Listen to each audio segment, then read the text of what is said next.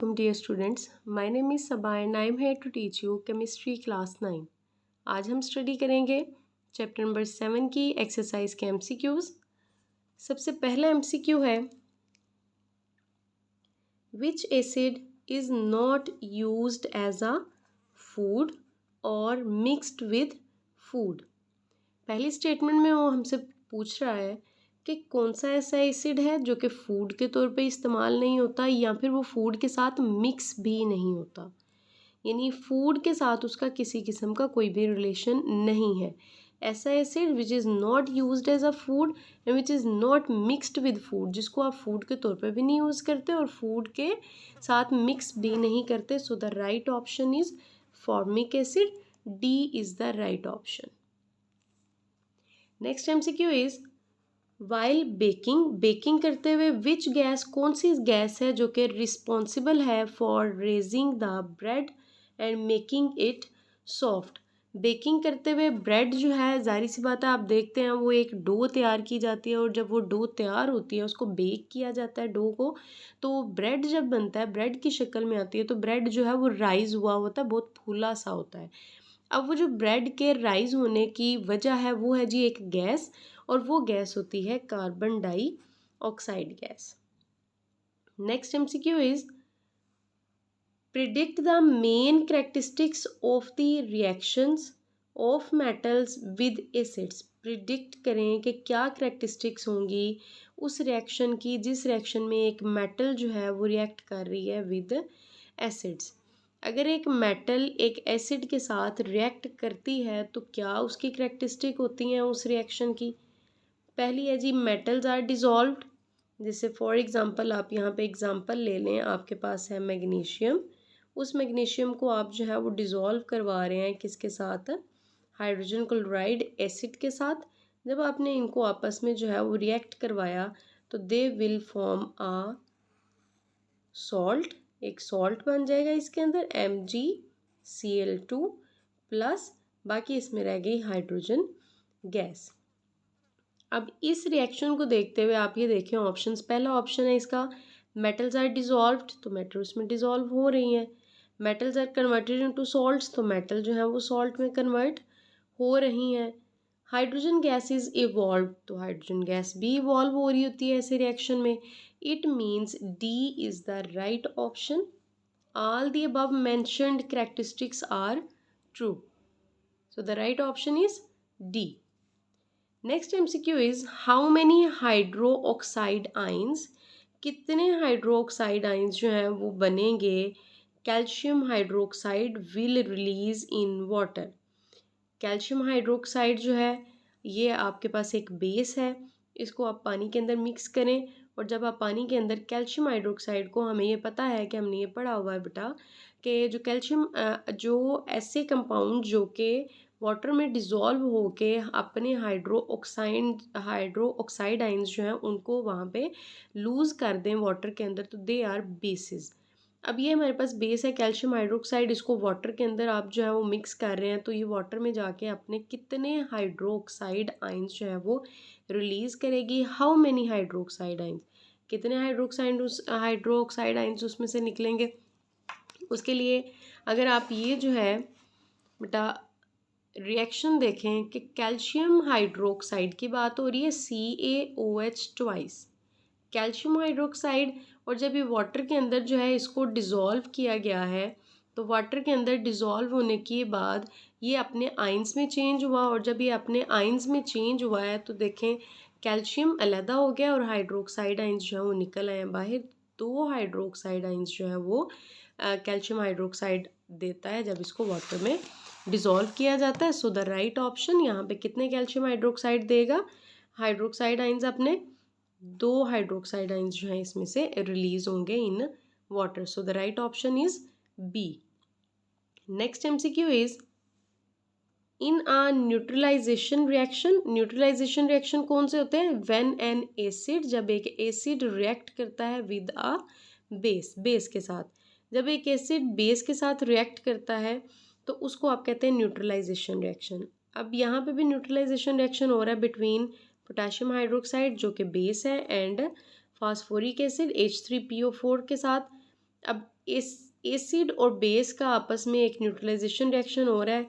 उन्होंने हमसे पूछा क्या है, how many molecules of potassium hydroxide, कितने पोटेशियम हाइड्रोक्साइड जो हैं वो रिएक्ट करेंगे विद 1 मॉलिक्यूल ऑफ H3PO4 के साथ। अच्छा जी, अगर आप इस रिएक्शन को बेटा देखें तो आपके पास है सबसे पहले नंबर पे H3PO4 प्लस पोटेशियम हाइड्रोक्साइड के साथ आपने इसको जो है वो रिएक्ट करवाया। अब यहाँ पे इस एसिड के अंदर कितने हाइड्रोजन है, 3 हाइड्रोजन है। अब यहाँ पे कंडीशंस इस तरह की होती हैं या जो भी है, यहाँ पे सबसे पहले नंबर पे एकदम से जो है वो सारे के सारे अपने प्रोटॉन जो है वो एसिड रिलीज या लूज नहीं करता। अब यहाँ पे क्या होगा कि जो पोटेशियम यानी कि यहाँ पे मेटल इस्तेमाल हो रही है, ये मेटल रिप्लेस करेगी यहाँ पे हाइड्रोजन को। एक पोटेशियम आयन इधर चला जाएगा और एक हाइड्रोजन यहाँ से निकलेगा और हाइड्रोक्साइड के साथ आके अटैच हो जाएगा। हाइड्रोजन हाइड्रोक्साइड के साथ मिला तो बन गया वाटर, और ये पोटेशियम एक यहाँ पे ऐड हुआ है तो पोटेशियम, उसके साथ 2 हाइड्रोजन, क्योंकि एक हाइड्रोजन निकल चुका है तो KH2PO4 प्लस H2O बन जाएगा। अब ये हमारे पास जो है ये मुकम्मल एक सॉल्ट नहीं बना, ये आपके पास जो है वो एसिडिक सॉल्ट्स बन रहे हैं। उसके बाद है इसमें से ये दोबारा से रिएक्ट करेगा पोटेशियम हाइड्रोक्साइड के साथ, दोबारा वही होगा, एक पोटेशियम और ऐड हो जाएगा तो कितने हो गए पोटेशियम K2, यहाँ से एक और हाइड्रोजन निकलेगा, हाइड्रोक्साइड के साथ जो है वो निकल के वाटर बना देगा।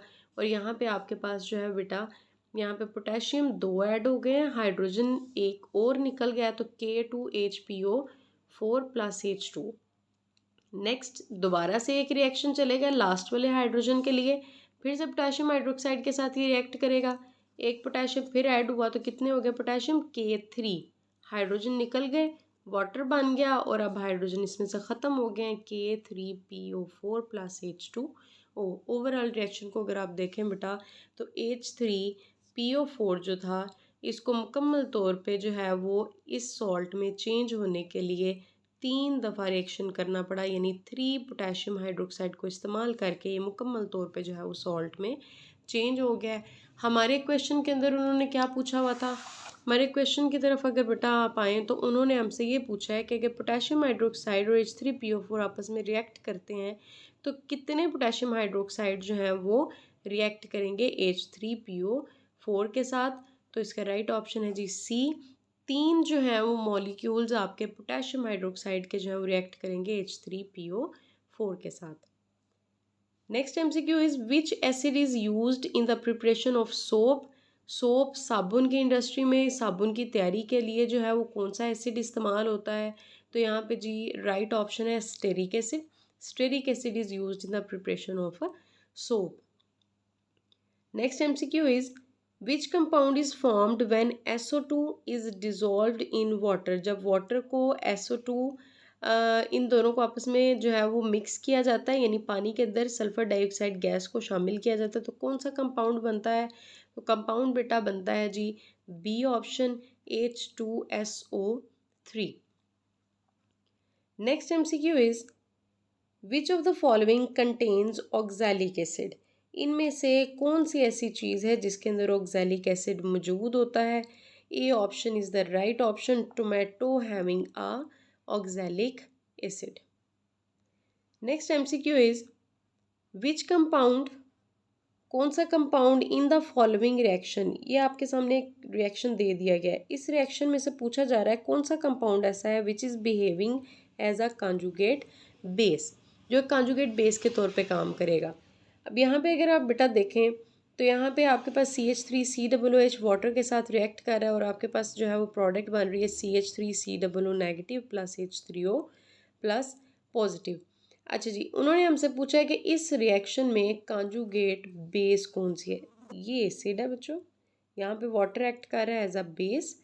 अब ये जो आपके पास एसिटिक एसिड है, हमने ये पढ़ा हुआ है कि जब कोई भी एसिड जो है वो अपना प्रोटॉन जो है वो लूज़ करता है तो उसके प्रोटॉन लूज़ करने के बाद वो एसिड आगे कन्वर्ट हो जाता है इनटू आ कॉन्जुगेट बेस। अब यहाँ पे एसिटिक एसिड ने अपना एक जो है वो क्या लूज़ किया है, एक हाइड्रोजन लूज़ किया है, और जैसे ही उसने हाइड्रोजन लूज़ किया तो इसके ऊपर आ गया नेगेटिव चार्ज और ये उससे जो है वो एसिड से ये नई प्रोडक्ट तैयार हुई है CH3COO negative which is a conjugate base. So the right option is C option. Last MCQ is when a chemical reaction, जब एक chemical reaction is carried out with a substance Z. आपके पास एक chemical reaction वो कह रहे हैं जी, chemical reaction जो है कैरिड आउट करवाया गया है और एक सब्सटेंस जो है उसको फ़र्ज़ कर लें वो Z है.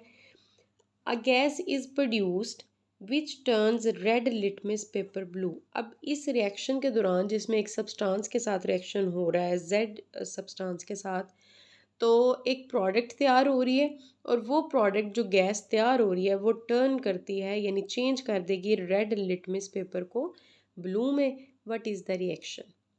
रिएक्शन क्या होगा जी? अच्छा जी, अब इसमें मेन चीज़ बेटा आपने याद रखनी है, रेड लिटमस पेपर को ब्लू में टर्न कर देगा.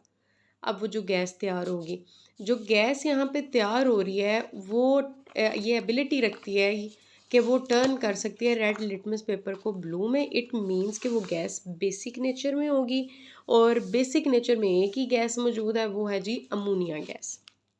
अब अमोनिया गैस जो है वो प्रोड्यूस कैसे होगी, उसका अगर आप रिएक्शन देखें तो रिएक्शन में क्या है, जब एक अल्कली यानी कि सोडियम हाइड्रोक्साइड एक बेस जो है वो रिएक्ट करे किसी अमोनियम सॉल्ट जैसे कि NH4NO3, तो when an alkali react with ammonium salt, उससे क्या तैयार होगा, यहाँ से जो है वो निकल जाएगा जी एक सॉल्ट, बाकी वहाँ पे वाटर बनेगा और तीसरी चीज़ हमारे पास जो है वो बनेगी ammonia gas. And this ammonia gas having the ability to turn the red litmus blue. तो अमोनिया गैस तैयार होगी जो कि रेड लिटमस को पेपर को जो है वो ब्लू में टर्न कर सकती है और ये तब प्रोड्यूस होगी जब रिएक्शन चलेगा between the alkali and the ammonium salts. So the right option is D option. Reaction of an alkali with ammonium salt, जब अल्कली अमोनियम सॉल्ट के साथ रिएक्शन करेगा तो वहाँ से गैस निकलेगी अमोनिया गैस जो कि टर्न कर सकती है रेड लिटमस पेपर को ब्लू में. सो the right option is D option.